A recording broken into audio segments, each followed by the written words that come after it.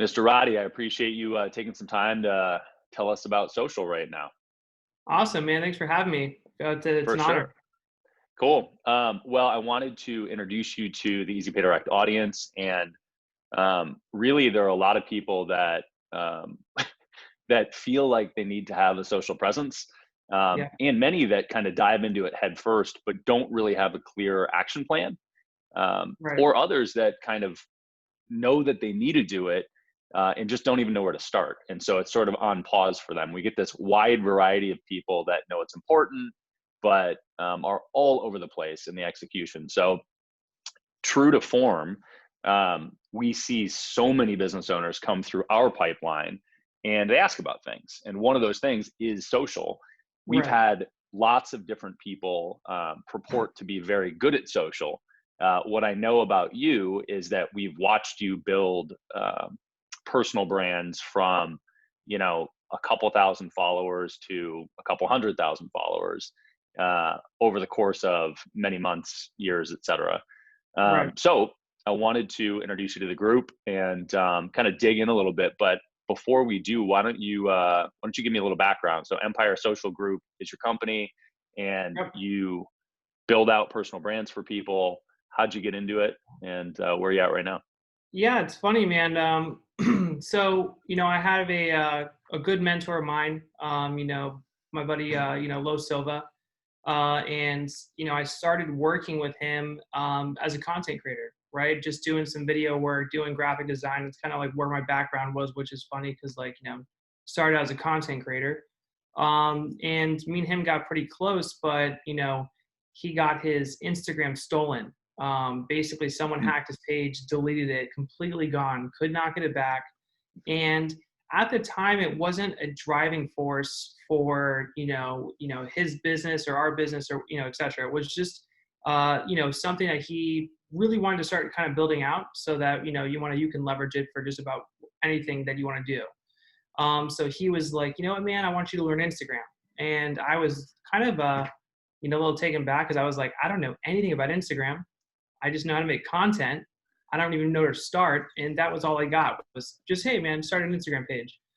So, I tried diving into it, and I, just was not good at it. We weren't getting engagement. There wasn't any visibility. And this was back in like 2015 when visibility of content was like seen by like more than half your audience, whereas like now it's like 10%, 15%, unless you just start having traffic sent to the page, which we'll get into later. But it was hard, and I tried for a long time, but then I took a course from a good friend of mine who I'm actually working with now, which is funny. And I took it like 3 times, and every time I took the course, I learned something new.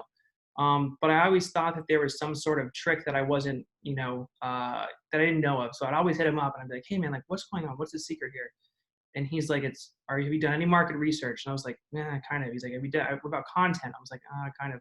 So really the foundations that started giving us momentum was market research, content, and content distribution.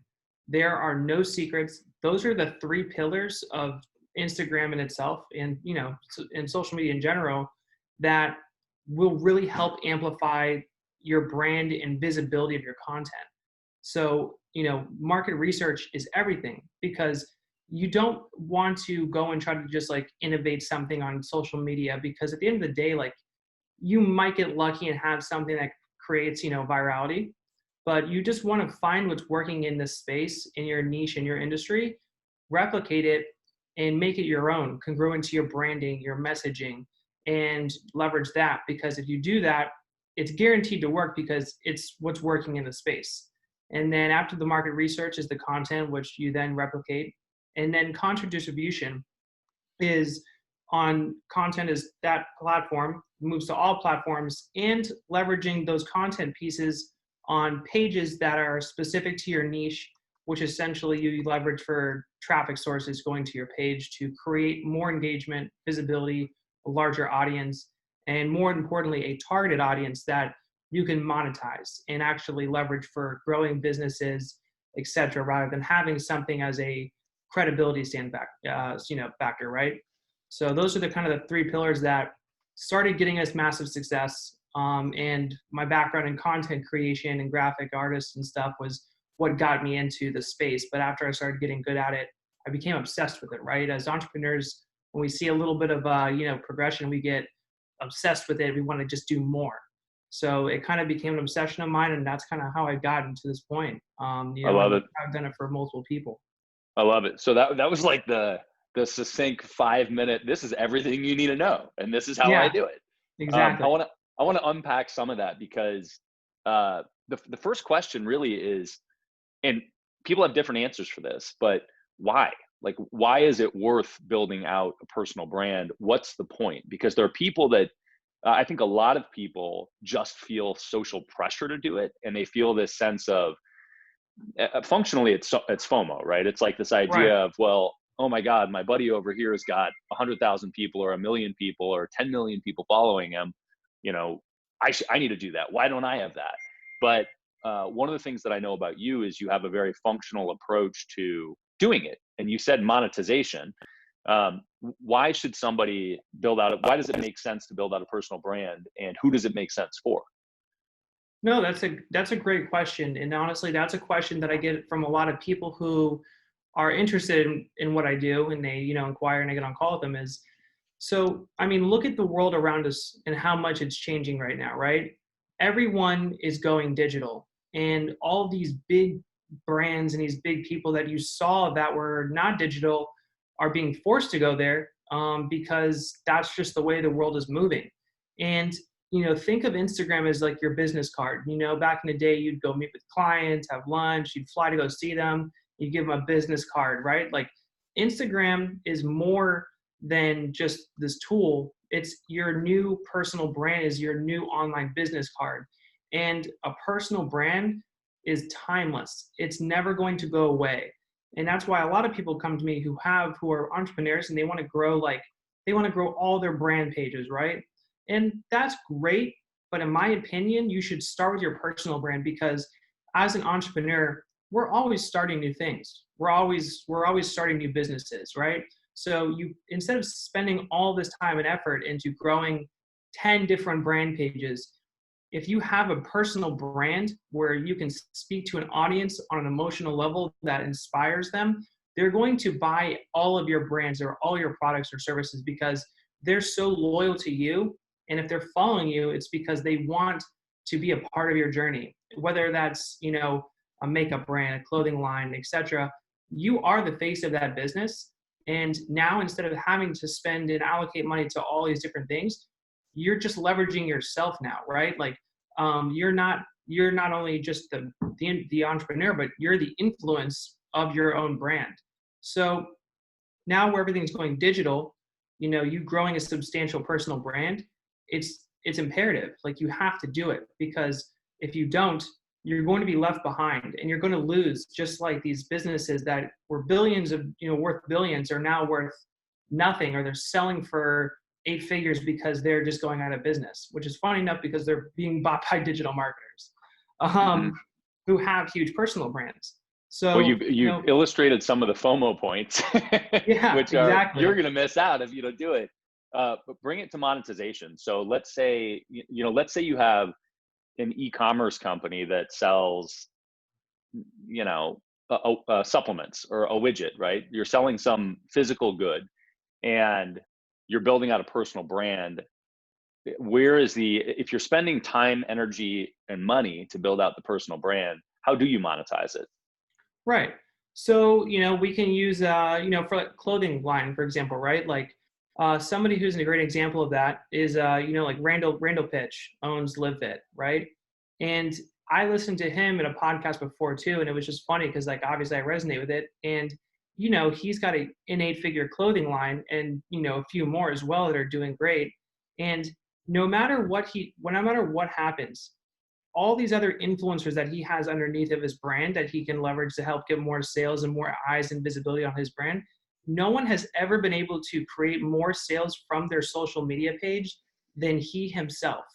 And it's because it's his business and he is the one who started it, right? So, yeah, sure, there's these fitness influencers underneath of the brand that help create more visibility, but he has grown that business himself. He started it, right? And obviously the influencer underneath him have amplified that, but because of the way he positions himself and he adds value and he talks about his products, right? Like if you have the clothing or the supplements, it's hard for people to go to a page with just content or maybe even just pictures of supplements to get the value and the trust factor. But if you have the personal brand where you can talk about the ingredients or talk about the materials, why they're so good, what makes it different from this brand, why should you be buying my brand instead of this brand, it's going to help kind of create the value, right? Because people are always going to think, no matter what's in it for me. So Yeah. the only way that you're going to be able to kind of position yourself in a way where you can educate them and add value is by leveraging yourself, because no one knows your product more than you. Yeah. So, and if you're the one designing it and creating creating that product, you are going to be the best person to educate those people and add value in a way to where they feel that they need these products or services or offers, right? So Well, that's let's kind of the way you monetize it, is because now that you've added so much value, these people feel the need to reach out to you and inquire about them. Yeah. So, okay, great. So let's talk about kind of the division there, because on the one hand you have, the product or the product brand, like the company brand, and the other you have your personal brand. What does content creation look like in terms of the amount of time and energy you spend talking about the product of the company that you have versus your personal brand and other messaging? Like, is it, 50% of the time you're talking product, 50 personal brand? Is it 90% of the time you're talking about your lifestyle and who you are? What does that mix look like? How often do you make an offer? How often do you talk about something else? What's the That's content actually, so it's distribution? funny you say that, because um, it's really not a percentage factor or breaking it down, right? It's about, you can almost create in a sales factor or a sales message in every single post, right? But it's not about pushing the sales to people. It's about pulling them in with your lifestyle or your value, right? Like if you're an entrepreneur that sells, coaching, or an entrepreneur that sells products, like, they know that you own that brand, but you can talk about how you just went on a month-long vacation with your family to Cancun, and the reason why you're doing that is because you've built such a big brand. So the value in that post is the emotional factor of, I wish I had the time or the money to go, in the freedom to go and do those things with my family, but I can't because I don't have that business, right? So that's another way of pulling people in rather than pushing them in, to essentially inquire about your services or your products because they want to live the same lifestyle you live. And then when it comes to like a very more kind of sales intended content piece, the value is not, this is why you guys should buy this. This is why you guys should buy this, or, pushing them into your DMs, or, pushing them to a link. It's talking about the value of, and the time that you've spent putting into the product, right? Because a lot of products sometimes suck because you could tell there's just no time or there's no effort. The formulations or the materials are just not there, and you're buying a product because of a brand that positions itself as a high ticket offer or product, as opposed to you talking about the value of it and the time that you've spent putting into this. So you can do, like, there's no percentages really per se of like this many posts to this many posts. It's really just about like creating a lifestyle around like your business that you've created, right? So no matter if it's a picture of you and your family, or if it's a video of you talking about your product, you are just pulling people in. If you're a high level entrepreneur, you want to pull people in by saying people like, this is what happened when I did do this, rather than this is why you should come and buy my stuff. You want to pull people in rather than push. And that's kind Hmm. of how I always position it to people, is because people tend to be too pushy on their social media channels, and you can tell that people are turned off by it because their engagement and their visibility is very low, and then they're doing all this work on the outreach. The people that do the best on social media channels and monetize and create the most amount of money from their pages are not being pushy at all. They're just being genuine, and they're adding value about a specific product, or they're adding value through emotional based content through the lifestyle they live with their family, or the freedom that they have, or the hardships that they've gone through. So that's kind of like on a monetizing level. And talking about like percentages, it's not about percentages, it's just about using content to bring people in and create incentive to reach out to you based off of some sort of emotional based factor or value based factor, on why they should, what would happen if they didn't reach out to you, right? Got it. So let's talk about some monetization strategies specifically, and let's like first just get really clear on this. So the message there is you want to create content that's engaging, and it sounds like to you engagement is more important than, hey, like my image. Is that a Right. fair Yeah. statement? Yeah. And like I said, you can use CTAs to create engagement, right? And if something like if it's an emotional based content piece where, someone's talking about their, like I said, family or on a vacation, like, yeah, and at the very end or in the beginning, you can just say, like, drop to 100 emojis if this resonates with you guys, right? So it's not really, you're not telling people to just, like I said, like my stuff. It's Right. you're asking people if this resonates with you, and in return you're getting more visibility because now you're incentivizing them to engage based off of an emotional based content piece, which in return gives you more visibility and gives Hmm. you more opportunity to monetize your page, whether that's in a swipe up or link in bio or a conversation in the DMs, where you can create a more intimate experience with people that can lead to an application call. Love it. Okay, so you're creating engaging content, and the call to action could be, the CTA could be, hey, engage with this post, which Yeah. is, drop a thumbs up or a pound or whatever in the Hmm. comments, or tell me about your story or whatever, but Right. Or perpetuating the engagement. yeah, exactly. Or if this content piece resonates with you and you guys want to live a life of freedom, DM me the word freedom and we can chat. So And let's then talk about that. So yeah, you've got, you're creating content and engagement that gets people drawn in, and from there, you're at some point you have to make an offer, right? If you're trying to monetize.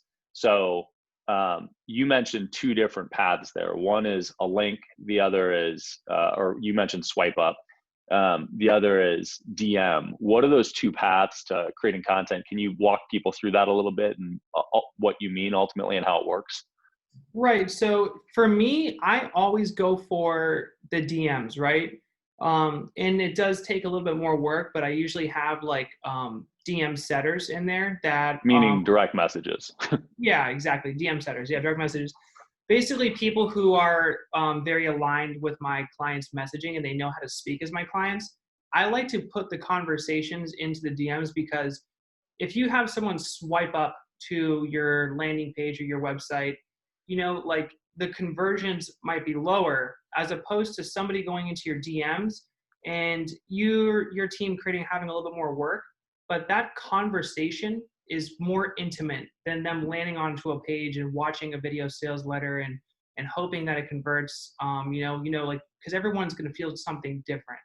But it's just like sales, right? Like when you get onto a phone call with people, you're just listening. You're listening to their problems. You're listening to their pain points. It's the same thing in the DMs, only it's via message.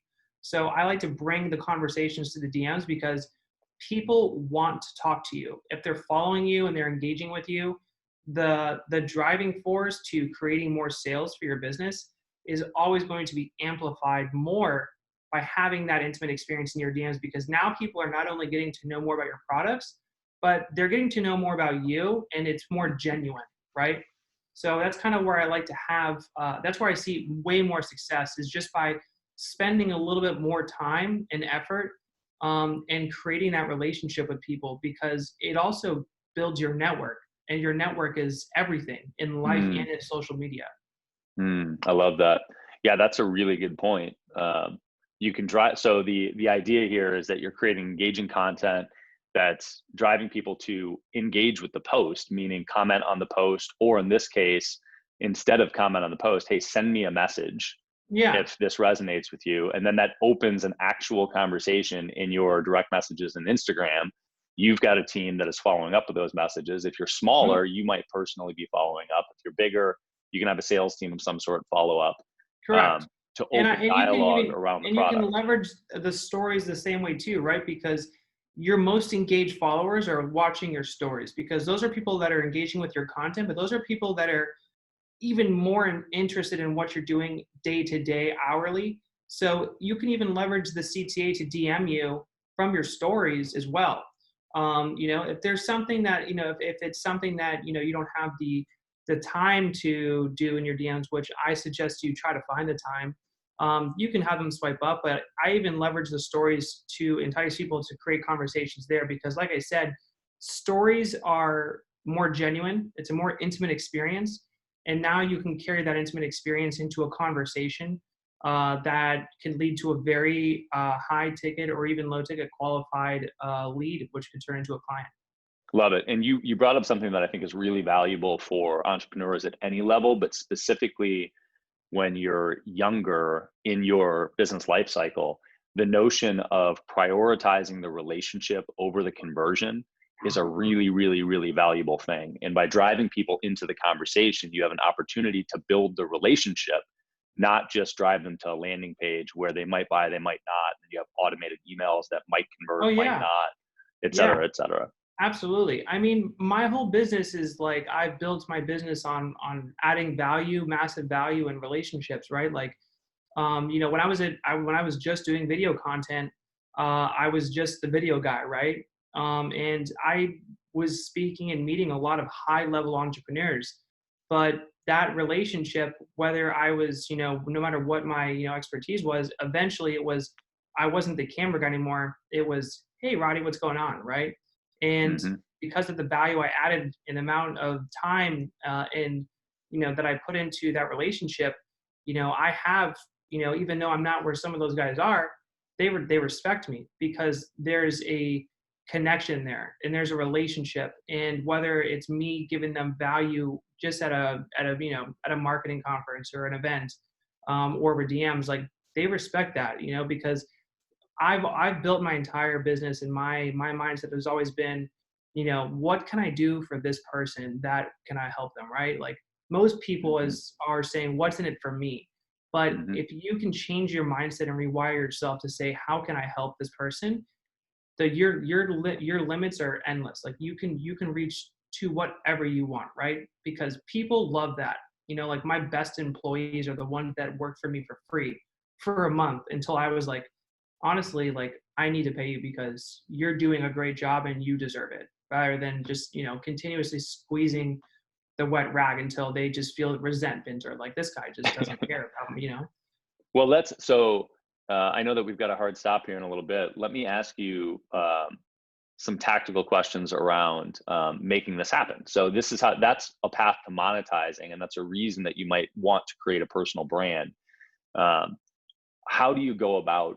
Give us a couple tactics for going about actually building out your personal brand, building out an Instagram following, Right. and getting more visibility. Yeah. So, like when I started growing pages, there was a bunch of different ways that I tried. And the reason why people tend to fail at growing their Instagram pages is because they try to take shortcuts, whether that's giveaways or they try to do, third party tools with automations. Both of those things are like dopamine hits. You're going to get a quick hit. It's going to look good for a minute, but then it's not going to be something that you can monetize. So the efforts And that are going. can you explain what those two things are just really briefly? Right. So giveaway is basically an influencer that is saying, like if you guys want to win $5,000 and a couple iPhones, go follow these people, all of these people, and comment something on their post. Right. That's a giveaway kind of tactic. And then the software side is kind of like the follow unfollow kind of method where bots are attached to your account and they're doing actions for you 24/7 around the clock, which obviously tells Instagram that you're using some sort of automation tool, which is against their terms of policy. And the best way to grow pages that I've never left and it's always added value and kept my client retention forever was using pages in the same space that they are, very niche specific, viral based entrepreneurial pages, fitness pages, etc. Taking their content and putting their content on those pages at scale. So, like 5 or 10 pages at a time, depending on what their growth budget is. and adding value on those pages with the CTA to go follow this specific person. And that driving force and those content pieces on those big pages are now going to your page. And at that point, it's the content on your page that is going to say, okay, I'm going to follow this person or not. So you want to make sure that you're getting a bunch, those page visits are turning into followers, because if they don't, that means your content is not of value to them. Mm. And in return, because you're getting growth from a source within inside of Instagram, in a very organic way, Instagram is giving you more visibility. So now you're getting more explore page impressions, you're getting more hashtag impressions, you're getting more engagement, and now 10% of your audience is going to 40 or 50% of your audience is seeing your content. So that is the best way to grow pages, because you're using targeted niche specific pages that are pushing traffic to your page in a way that helps you create a audience that is going to be nurtured through your content, which will eventually buy your products, offers, or services. Love it. So the recap there basically is, functionally, it's like native advertising, and leveraging third-party credibility to do that, right? So you're finding Exactly. Yeah. people that are similar to you, that have a similar audience to you, and either asking them or incentivizing them, paying them, or some other exchange, Right. for Yeah. them to push your content out to their audience. It's basically very targeted shout outs at scale. And if we can go back to one thing, and that's the reason why I say building your network is the most important thing you could do, Mm. because if you go out and you pay these pages for shout outs, you don't really know unless you've had enough conversations with them to know that if they have an authentic audience. So you don't want to go drop $300 on a shout out on a page that has fake audiences, or an audience that can't afford your services. So like that relationship and that network that I have is very it's very high level, because I know what their audience is. I know how real their pages are. I know that their pages are growing because they have value-based content, and I know that the followers that I'm getting to my clients' pages from those are going to help my clients not only grow a personal brand, but they will be able to monetize it, because that relationship that I've built with them and that network, I know their back end. I know what everything looks like, because we've built enough conversations to where I've asked them and they've been able to give me screenshots of their back end, and I can tell. And obviously, the results of my client's growth is obviously a testing and knowledge force for me to realize that it's real. Yeah, I love it. Cool, man. Well, I appreciate the tips, and I think that that's super helpful, especially for people that are trying to navigate those waters. Where can people find out more info about you? I know obviously you take on a handful of clients and actually do the page building for them and build Right. out personal brands for them. And that's kind of your higher level service. But I know that you also have something for people. Well, you tell me, what are the options for people if they want to work with you? I would say just to reach out to me on Instagram. That's kind of where I'm most active. That's where I kind of like to add, have start my conversations with people. So, I would say to go follow me on Instagram or shoot me a message. And my handle is Mike with two E's _Roddy, which is spelled Roddy. Cool. So follow me there, shoot me a message. I can help you guys. I'll add value wherever I can.